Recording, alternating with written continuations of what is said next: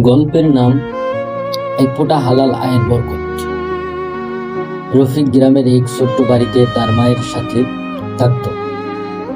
বাবা ছোটবেলায় চলে গেছেন, তাই পরিবারের সমস্ত বোঝা পড়েছে তার কাঁধে। ছোট ভাই বোনদের স্কুলের খরচ, খাবার, ঘর ভাড়া সবই তার কাঁধে। প্রতিদিন ভোরে উঠে সেই রিক্সা চালাতে বের হয়, রোদ বৃষ্টি ঝড় সবই হালাল উপার্জনের জন্য। গ্রামের মানুষ হাসাহাসি করে, ওরে রফিক এত খাটছিস আর কি পাও?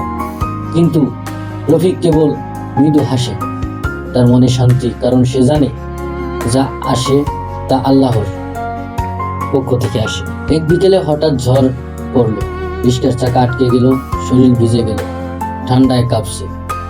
এক বৃদ্ধ ব্যবসায়ী রিক্সায় উঠলেন, তাকে দেখে বললেন, ছেলে, তোমার মতো পরিশ্রমী মানুষ যেন কখনো কষ্ট না থাকে। তিনি কিছু টাকা ধরিয়ে দিলেন। রফিক চুপচাপ গ্রহণ করল। রাতের অন্ধকারে রফিক বাড়ি ফিরল। ছোট ভাই বোনদের ক্ষুধায় চোখে তাকিয়ে আছে। রান্না নেই, শুধু শুকনো ভাত।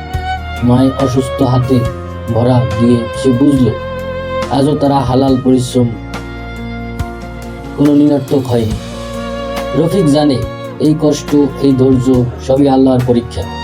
তার চোখে অশ্রু, কিন্তু হৃদয়ে শান্তি, কারণ সে বিশ্বাস করে হালাল আয় কখনো বৃথা যায় না, বরং তার পরিবার ও জীবনের প্রতি বরকত আনে। শেষ বার্তা, হালাল পথে ধৈর্য ধরো, ছোট ফোঁটা আয়ও আল্লাহর বরকতে পরিপূর্ণ হতে পারে। কঠিন সময় বিশ্বাস হারিও না।